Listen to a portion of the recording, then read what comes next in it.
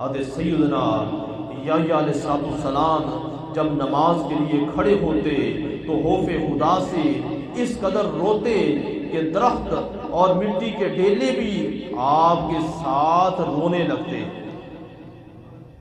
یعنی اس قدر اللہ کا خوف، اس قدر رب کے خوف سے روتے۔ فرماتے ہیں کہ حضرت سیدنا یحییٰ علیہ السلام جب نماز کے لیے کھڑے ہوتے آپ کے اوپر ایسی رکت طاری ہوتی، آپ کا وجود کانپنا شروع ہو جاتا۔ جس جگہ کے اوپر آپ نماز پڑھ رہے ہوتے تھے آس پاس کی دیواریں اور زمین پہ پڑے مٹی کے ڈیلے ان کے اندر سے بھی رونے کی آواز آتی، حتیٰ کہ آپ کی والدہ محترمہ حضرت سیدنا زکریا علیہ السلام بھی آپ کو دیکھ کر رونے لگتے۔ آپ کے والد محترم حضرت سیدنا زکریا علیہ السلام بھی حضرت سیدنا یحییٰ علیہ السلام کو دیکھ کر رونے لگتے اور بے ہوش ہو جاتے۔ آپ اسی طرح مسلسل آنسو بہاتے رہتے، حتیٰ کہ ان مسلسل بہنے والے آنسوؤں کے سبب آپ کے رخسار مبارک کے اوپر زخم پڑ گئے۔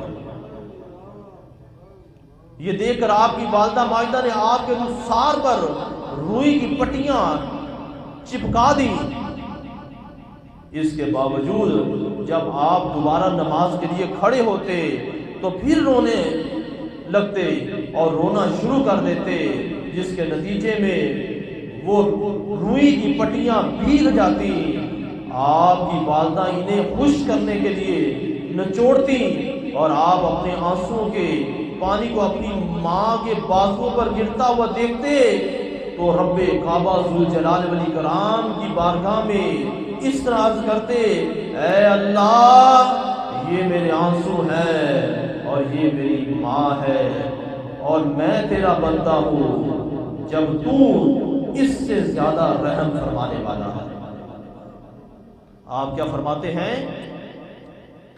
حضرت سیدنا یحییٰ علیہ السلام کیا فرماتے ہیں کہ اے میرے پروردگار بے شک تو بڑا کریم ہے، تو بڑا رحیم ہے۔ میری آنکھوں سے جو آنسو نکل رہے ہیں میرے ماں کے ہاتھوں پہ پڑ رہے ہیں۔ اے اللہ یہ تو میری ماں ہے، تو اپنے بندے سے 70 ماؤں سے بھی زیادہ محبت کرتا ہے۔ ارے وہ غفور الرحیم ہے، آؤ اس کی عدالت میں آ جاؤ، اس کی عدالت میں اپنے آپ کو جھکا دو۔ حضرت سیدنا شعیب علیہ السلام خوف خدا سے اتنا روتے تھے کہ مسلسل رونے کی وجہ سے آپ کی اکثر بنائی جو تھی رخصت ہو گئی۔ لوگوں نے عرض کی، یا نبی اللہ علیہ السلام آپ اتنا کیوں روئے؟ آپ کی اکثر بنائی جاتی رہی۔ ارشاد فرمایا دو باتوں کے سبب کہیں میری نظر ایسی چیز پہ نہ پڑ جائے جسے دیکھنے سے شریعت نے منع کیا ہے۔ مجھے بتائیں، ہماری آنکھ جو ہے سارا دن فضول دیکھتی ہے، ہماری آنکھ سارا دن فضول دیکھتی ہے۔ کیا مجھے بتاؤ کہ موبائل کے اوپر ایک غیر محرم عورت کو دیکھنا جائز ہے؟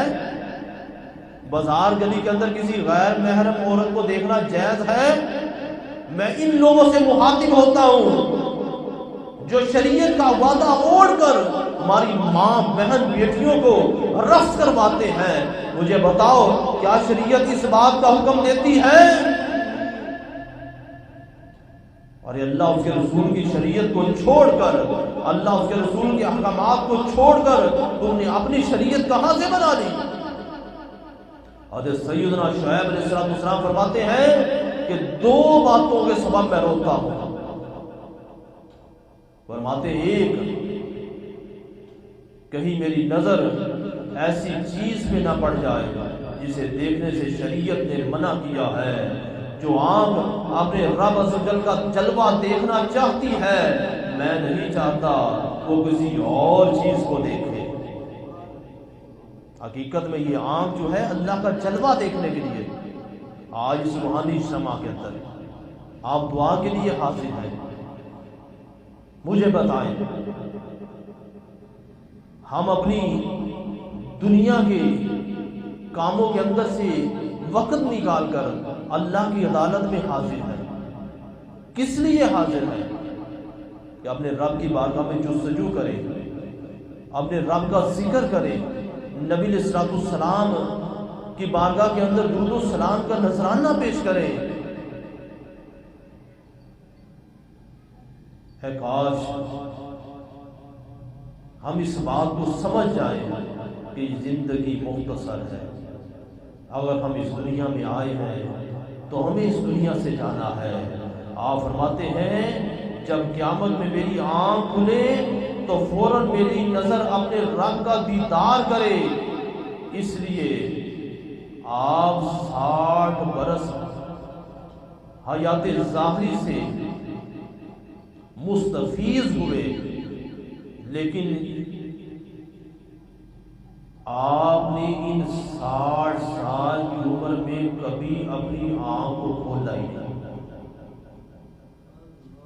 یعنی اپنی آنکھ کو کسی فضول جگہ پہ پڑنے دیا ہی نہیں، اپنی نظر کو جھکا کے رکھا ہے۔ تو حضرت سیدنا زکریا علیہ السلام کے بیٹے حضرت سیدنا یحییٰ علیہ السلام ایک مرتبہ کہیں کھو گئے۔ 3 دن کے بعد آپ ان کی تلاش میں نکلے تو دیکھا حضرت سیدنا یحییٰ علیہ السلام ایک قبر کھود رہے ہیں اور اس میں کھڑے ہو کر رو رہے ہیں۔ آپ نے ارشاد فرمایا، اے میرے بیٹے، میں تمہیں 3 دن سے ڈھونڈ رہا ہوں اور تم یہاں قبر میں کھڑے آنسو بہا رہے ہو۔ تو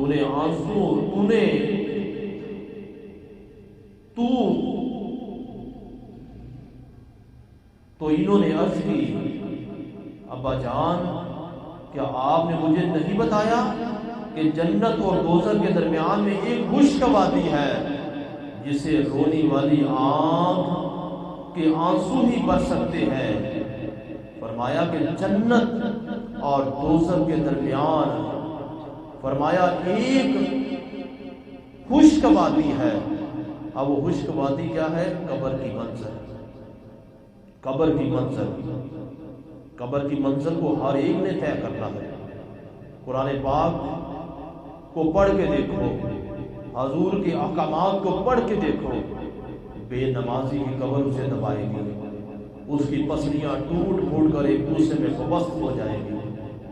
والدین کے نافرمان کی قبر اسے دبائے گی، اس کی پسلیاں ٹوٹ پھوٹ کر ایک دوسرے میں وابستہ ہو جائیں گی۔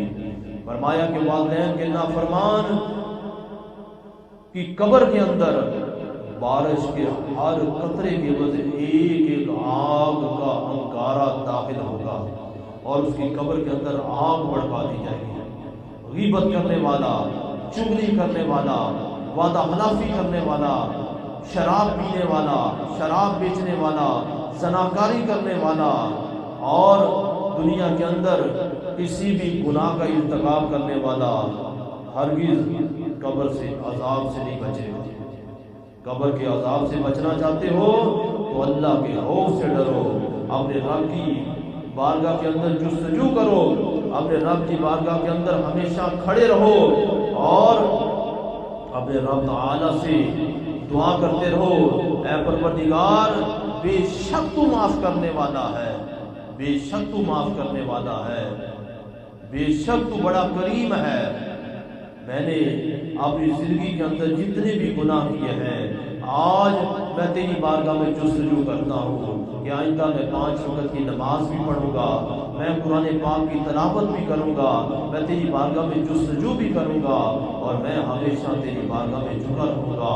امیر المومنین حضرت سیدنا ابو بکر صدیق رضی اللہ تعالیٰ عنہ نے ایک دن پرندے کو درخت پر بیٹھا دیکھا تو فرمایا بہت خوب، فرمایا بہت خوب، اے پرندے، تو کھاتا ہے پیتا ہے لیکن تجھ پر حساب نہیں، لیکن تجھ پر حساب نہیں۔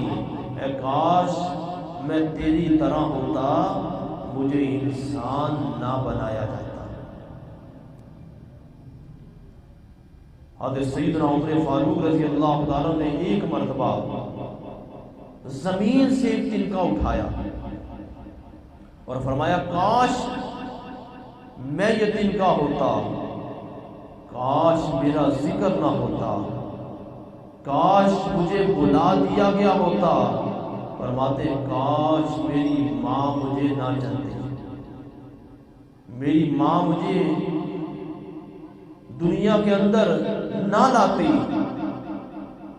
اسی طرح ایک مرتبہ حضرت سیدنا عثمان غنی رضی اللہ تعالیٰ کو آپ فرماتے ہیں اگر مجھے جنت اور جہنم کے درمیان میں لایا جائے اور یہ معلوم نہ ہو کہ مجھے دونوں میں سے کس میں ڈالا جائے گا تو میں وہی راگ ہو جانا پسند کروں گا۔ حضرت مولا علی شیر خدا کرم اللہ وجہ کریم فرماتے ہیں کہ کاش میری ماں مجھے پیدا ہی نہ کرتی، مجھے جنتی نہ۔ فرماتے ہیں کہ سلب ایمان کا خوف کھایا جاتا ہے کہ کاش میری ماں نے دنیا میں مجھے پیدا ہی نہ کیا ہوتا۔ اللہ سے ڈرو، اس کی بارگاہ میں جستجو کرو۔ ہم نے دنیا میں سدا نہیں رہنا، جو اس دنیا میں آیا ہے اس نے اس دنیا سے جانا ہے اور یہ چہرہ اللہ کی بارگاہ میں دکھانا ہے۔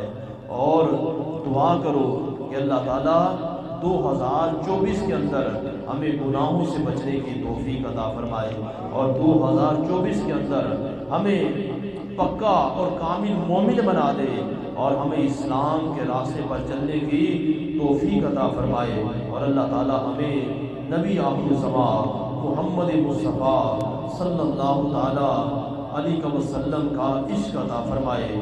اور اللہ تعالیٰ کی بارگاہ میں دعا کرتے ہیں کہ اللہ تعالیٰ 2024 میں ہمیں حج بیت اللہ کی سعادت عطا فرمائے، رمضان کے روزوں کی توفیق عطا فرمائے، بلکہ مدینہ المنورہ آقا علیہ السلام کی مسجد نبوی کے اندر رمضان گزارنے کی توفیق عطا